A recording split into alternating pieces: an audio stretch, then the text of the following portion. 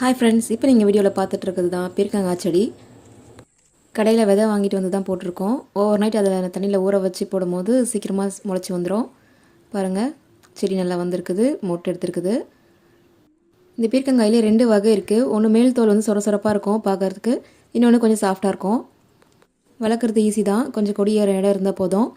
பார்த்திங்கன்னா இந்த பூச்சி தான் அதிகமாக தாக்கும் இந்த டைமில். அதனால் வந்து நாங்கள் சாம்பல் தான் அதிகமாக யூஸ் பண்ணுவோம். அது மேலே காயை பற்றி ரொம்ப நல்லா தெரியும் எல்லாருக்குமே. பட் இந்த பூவை எல்லாம் கவனிச்சிருக்க மாட்டேங்கன்னு நினைக்கிறேன். இது மாலை நேரத்தில் தான் பூக்கும். பார்க்க ரொம்ப அழகாக இருக்குது. அதனால தான் இந்த ஈவினிங் டைமில் இதை எடுத்திருக்கேன். இதை பந்தல் போட்டு நல்லா கொடி மேலே ஏற்றி படர விடலாம். ஆனால் இப்போ நாங்கள் ஒய்யா மரத்து பக்கத்துலேயே தான் இந்த செடியை வச்சு அது மேலேயே ஏற்றி விடுறோம். பாருங்கள், பிஞ்சு எடுத்துருக்குது, பார்க்க சூப்பராக இருக்குது.